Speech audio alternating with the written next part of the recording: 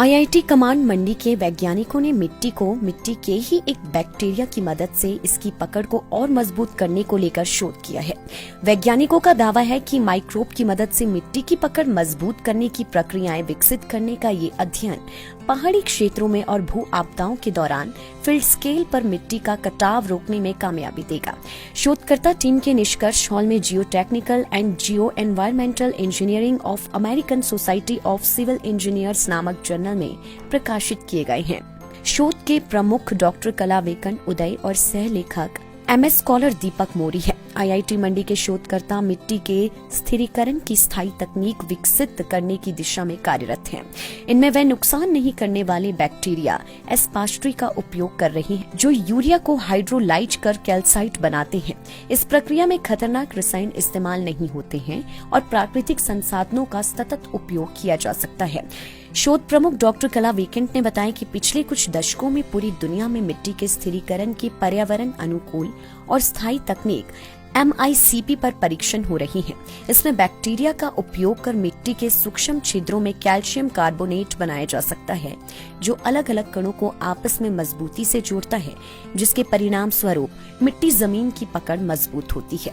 यहाँ हमारा जो प्रोजेक्ट है, ये जो सॉइल के अंदर जो बैक्टीरिया रहता है, जो कीटाणु होता है या बैक्टीरिया जो कृमि होता है या कीटाणु होता है, इसके हिसाब से हम सॉइल को कैसे हम बेहतर बना सकते हैं। जैसे कि जो सॉइल होता है, इसके अंदर काफी सारे माइक्रोब्स रहते हैं जो कुछ सेंचुरीज में, कुछ साल के बाद या कुछ टाइम के बाद ये सॉइल को मॉडिफाई करना शुरू करता है। पर हावेवर हम जब ये दिखाने की कोशिश करेंगे कि अगर ये माइक्रोब का क्वांटिटी अगर हमने बढ़ा दिया तो क्या ये सॉइल में जल्दी काम करना शुरू कर सकता है क्या। तो इसी विशेष पर हमने काम करते करते आगे बढ़े, जहां पे हमको एक सफलता मिली, जहां हम सॉइल को इम्प्रूव करके उसका स्ट्रेंथ पैरामीटर जो है हम डिफाइन कर पाए।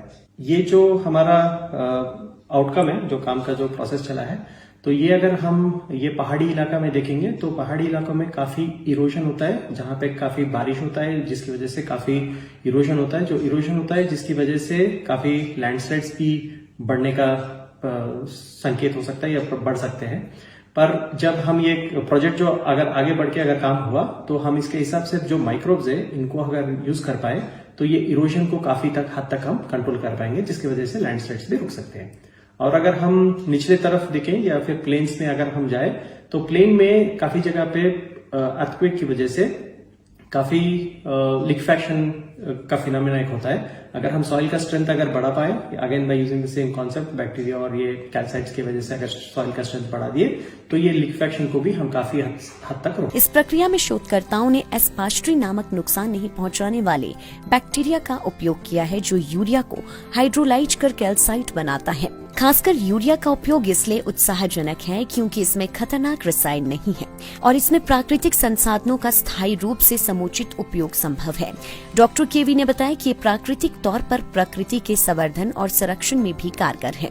उन्होंने बताया कि पहाड़ी क्षेत्रों में बरसात या अन्य किसी कारण से होने वाले लैंडस्लाइड में नुकसान को काफी हद तक कम किया जा सकता है। कन्वेंशनल प्रोसेस में करना चाहें तो जो रेगुलर प्रोसेस होता है उसमें क्या होता है, काफी सारे हम केमिकल्स जो है वो मिट्टी में मिलाना पड़ता है, जिसको जो बारिश की वजह से या किसी पानी की वजह से वो जब पानी के अंदर जब ग्राउंड वाटर में जब पहुंचता है, नीचे पानी में जब पहुंचता है तो पानी का कंटामिनेशन हो जाता है या पानी अशुद्ध हो जाता है।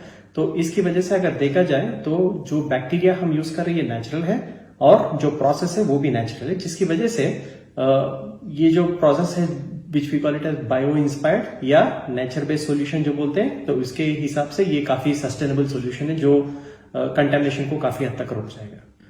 अगर ये बात हम क्लाइमेट चेंज और सस्टेनेबिलिटी की बात में करें तो ये सस्टेनेबिलिटी, ये हमारा जो काम है ये काफी हद तक इसी को मायने में रखते हुए आगे बढ़ता है। तो अगर हम देखा जाए तो अगर एग्जाम्पल के तरीके पे अगर हम बताएं कि जो ब्रिक होता है, अर्लियर इसको क्या करते थे, हम मिट्टी को काफी हाई टेम्परेचर्स पे बर्न करके हम ब्रिक बनाते थे। उसके बाद हमने फ्लैश ब्रिक बनाना शुरू किया, जिसके अंदर हम सीमेंट यूज करते हैं, जो फिर भी कार्बन एमिशन है और ऊपर से सीमेंट के लिए भी काफी हद तक टेम्परेचर चाहिए होता है। तो अगर हम ये वाला जो प्रोडक्ट है उसके हिसाब से हम जाए तो यहाँ बायो ब्रिक हम जो दिखाते हैं, तो इसमें हम ये सेम बैक्टीरिया यूज करके ये ब्रिक हम वापस बना पाएंगे, जिसकी वजह से ये टेम्परेचर और जो एनर्जी जो हम यूज कर रहे हैं इसको हम काफी हद तक रिड्यूस करने की कोशिश करें। बता दें कि आईआईटी मंडी के शोधकर्ता नित नए शोध कर प्रकृति, पर्यावरण व मानव के साथ विभिन्न प्रकार के जीवों के लिए उपयोगी शोध कर इनके संवर्धन और संरक्षण में भी अहम भूमिका निभा रहा है,